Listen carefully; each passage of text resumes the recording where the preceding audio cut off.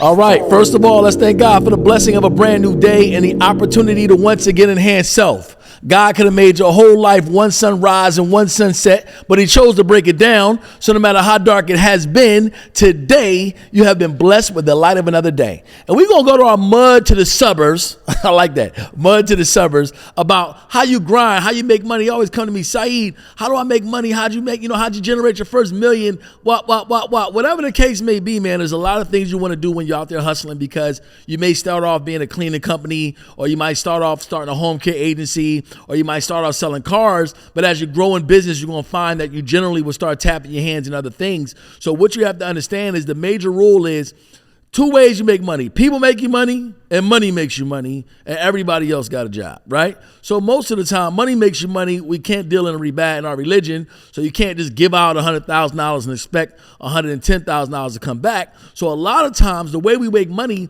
is by dealing with people. And when you deal with people, you don't just want to have the two eyes that you see and your ears and things like that. You want to have a different set of eyes where you have the ability, to the best of your ability, is to look inside the heart of people. Did you know the human heart beats 100,000 times a day? I mean, my God, imagine the blessings in that. 100,000 times a day, and it pumps like 8 pints of blood through your body, which removes toxins and carbon dioxide and all that good stuff. But there's another function for the heart. It is the keeper of desires. That's where your heart is, right? So you got to pay attention to people's heart. I'll give you an example. One guy, no matter what I said to him, because I was his supervisor, I was his so-called boss, as they say, no matter what I said to this gentleman, he would always seem to find some type of problem that he had with what I was saying, even if I was saying things that was generally to his benefit. Just the fact that I was in a supervisory role and I was being kind and trying to help the brother and telling him what he needs to do, he seemed to have a problem. And then sometimes he would tell me stories. So I began to listen to the stories differently, because sometimes when people are telling you a story, they can be giving you a key to their heart. So he would start telling stories about these horrific people who treated him so bad in business, and they went so hard, and they wasn't letting him get no overtime, and he better stop playing with them, and they just was ruthless. But as he was telling me the story, I noticed that the guy was smiling the whole time, like he had a smile on his face, talking about, yeah, they don't play over there. So I start asking key questions like, well, how long did you stay over there? How long did you work for these people? And surprisingly, his track record shows that he was pretty loyal to these type of people. So when he showed me, when I look at him as a person, he says that he wants people to be nice to him in business. He says that he wants people to be kind and want his best interest. But the thing that motivated him was somebody treating him like he was lesser than. So he was motivated and moved by people who treated him less than. And it happens all the time. So I begin to know that's what this human being responds to. And you're not going to be able to get through business. You're not going to be able to shake and bake if you don't learn that that's what you have to do. You have to absolutely look at what it is that human being actually responds to, so you can have a better idea how to deal with that person. You might have a person that says, yeah, you know what, man, I need a humble, or a woman, humble, pious woman, nice, make sure she covered, she not showing too much, and she know how to speak low and be gentle. Well, that same individual dresses his daughter up like Sexy Red or somebody, and every time she shake her butt, or the parent, she shake her butt, or she saying the lyrics, and you laughing and thinking that's absolutely comical and great, then in your heart, do you really consider that the best?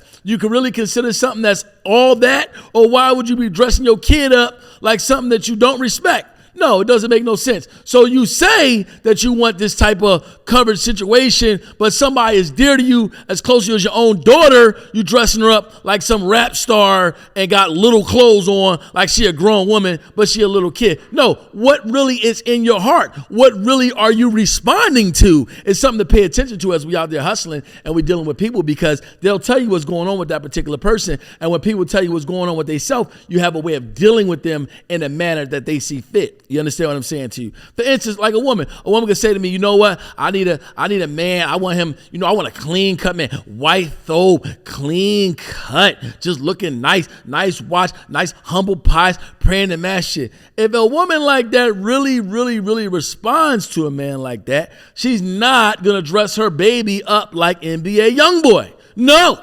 She's not, because that's not what she actually considers to be the best looking version of a male. If she starts dressing her son up like NBA YoungBoy, but she claims she wants this other kind of man, then make no mistake about it, that's actually what she does respond to. And you got to start paying attention to stuff like that, guys. As we out there making money, we making moves. Yeah, you want to listen to people when they say, this is what's going on with me. Yeah, you want to hear their presentation when they say, this is who I am. But you want to pay more close into their actions.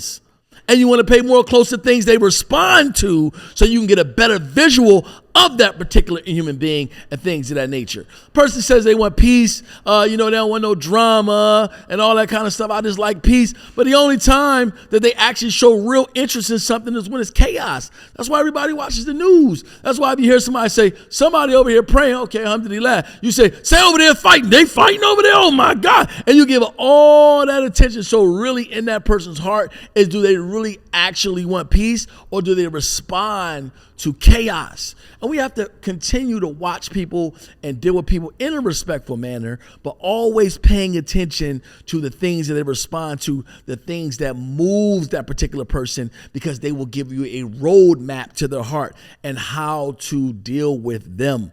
You understand? They say it's 3 levels to a sin in our religion. First, you do something and you kind of feel regret about it, and then you do it in the open, and then you promote it, right? So if a person really, really wants to change and he really, really wants to do better, he's not going to introduce himself to you and the first thing come out of his mouth is the things that he did that were bad. Back in the day, I used to have 20 keys in the car. Man, I was the man down West Philly back then. You still bring that up, bro? Yeah, I mean, you really regret what you did? Or in reality, that was the highlight of your life. What's really in a person's heart? So you guys have to pay attention to these things and things of that nature, and understand that you should make sure that when you deal with people, you really, really keen in to what they need. Because a woman can say at the end of the day, I want a nice man and I want a good man and all these type of things. But in reality, does she respond to somebody that treats her nice, or does she respond to somebody that actually treats her mean? So when you guys are out there going to make your money and y'all starting y'all businesses, because I'm proud of y'all. I know y'all out there doing your thing. Some of y'all, y'all start y'all marketing businesses, or you start your consulting businesses, or, home care is my twist. Y'all start your home care businesses, whatever it is. As you interact with people, yes, you want to shake their hand firmly. Yes, you want to look them in the eye. Yes, you want to pay attention, to what interests them, so you can engage in good conversation and you can develop relationships in business. But as you have to deal with people more and more and more and get just a little bit more intimate as you grow in business with certain people, you need to watch and really analyze what it is that moves them, because what it does, it makes you a sniper in business. You begin to read people and you can kind of see them coming from a long way away. And I want you guys to take the advice, pay attention, open your eyes, open your ears, and open your heart. Keep good intentions, but just watch other people. That's my story, guys, and I'm sticking to it.